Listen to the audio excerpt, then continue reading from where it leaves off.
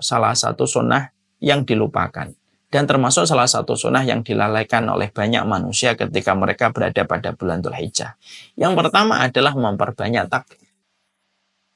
Karena takbir itu terbagi menjadi dua. Ada takbir mutlak, ada takbir muqayyad. Takbir itu ada yang pertama yaitu takbir mutlak.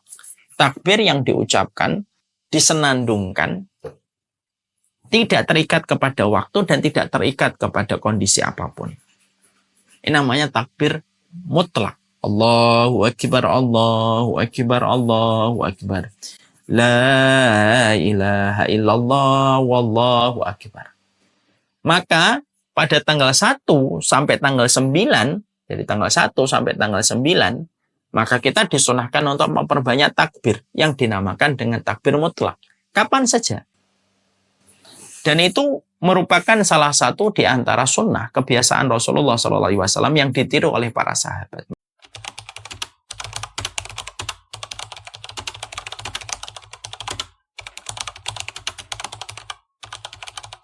Assalamualaikum warahmatullahi wabarakatuh. Bulan ini dinamakan dengan Dzulhijjah itu diambil dari dua akar kata. Dzu dan hijjah atau hajjah. Dzu itu artinya memiliki, hajjah itu artinya haji. Artinya, kenapa bulan ini dinamakan dengan bulan Dzulhijjah? Karena bulan ini merupakan bulan ketika di dalamnya rombongan orang yang datang dari seluruh penjuru dunia, mereka menjadi tamunya Allah ketika melaksanakan haji.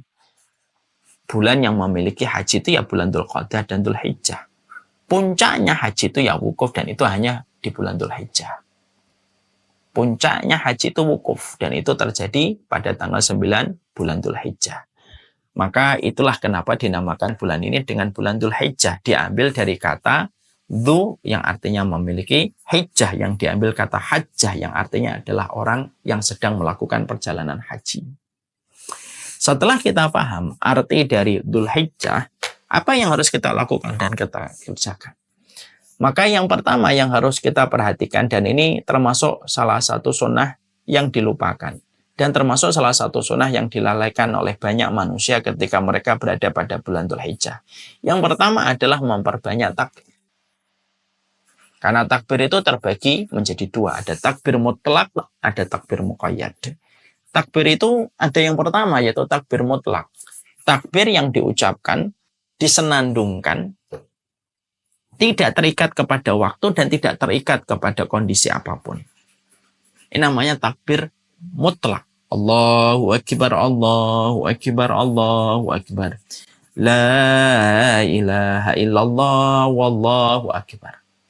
Maka pada tanggal 1 sampai tanggal 9, dari tanggal 1 sampai tanggal 9, maka kita disunahkan untuk memperbanyak takbir yang dinamakan dengan takbir mutlak. Kapan saja. Pagi, siang, sore, duha, tengah malam, kita memperbanyak takbir kita. Lirih. Allahu Akbar, Allahu Akbar, Allahu Akbar. La ilaha illallah, wallahu akbar. Allahu Akbar, walillahil hamd. Dan itu merupakan salah satu di antara sunnah kebiasaan Rasulullah SAW yang ditiru oleh para sahabat. Makanya Abu Hurairah, Ibnu Umar, kalau di bulan Dzulhijjah, maka mereka keluar masuk pasar sembari mereka bertakbir untuk memasyarakatkan sunnah yang diajarkan oleh Rasulullah SAW. Maka kita disunahkan untuk memperbanyak takbir dimanapun kita berada. Kalau memang kita belum bisa dengan bersuara keras karena mungkin masyarakat cenderung nanti reaktif ya, melihat ada orang takbir ketika masih belum Idul Adha mendekat, maka kita boleh lirih saja. Allahu Akbar, Allahu Akbar. La ilaha illallah, wallahu akbar, Allahu Akbar, walillahil hamd. Ya, para dokter, para tenaga kesehatan, kayak tadi ada Ummu Yani, sembari beliau di kantor, sembari beliau duduk di tempat aktivitas beliau, sembari kemudian kita bertakbir. Allahu Akbar, Allahu Akbar. La ilaha illallah, wallahu akbar, Allahu Akbar, walillahil hamd. Waktu tanggal 1 sampai tanggal tasyrik itu merupakan waktu yang paling Allah senangi untuk mengagungkan namanya Allah. Jadi Allah itu paling senang ketika namanya diagungkan ketika di bulan Dzulhijjah. Karena ini berkaitan tentang napaktilas bagaimana Nabi Ibrahim mampu menyempurnakan perintahnya Allah ketika diberikan ujian yang berat.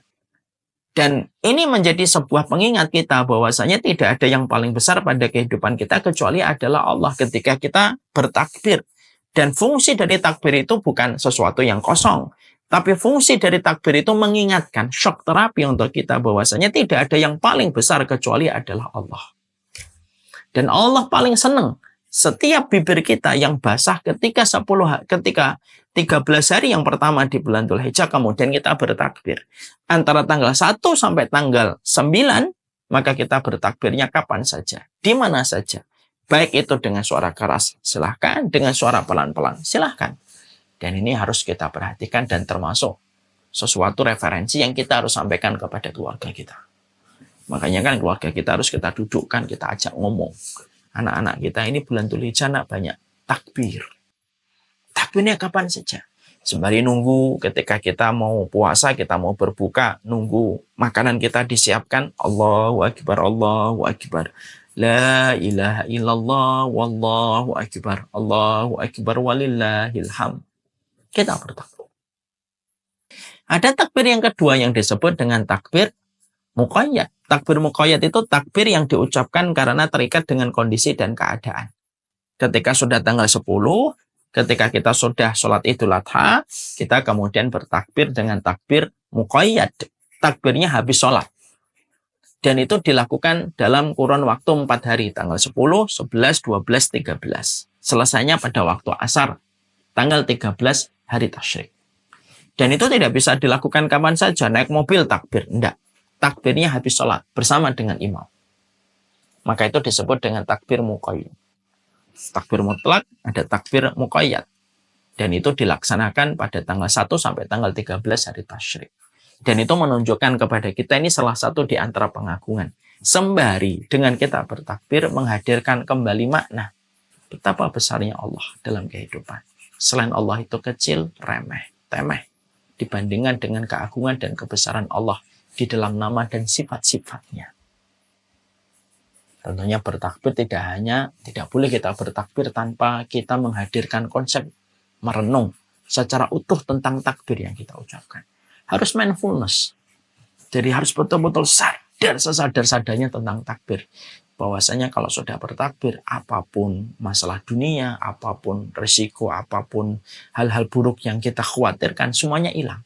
Sembari kita menghadirkan Allah, karena tidak ada orang yang mengingat Allah, menghadirkan Allah pada hatinya, dan melisankan Allah di dalam takbirnya, kecuali Allah paling senang itu dilakukan pada bulan Dzulhijjah.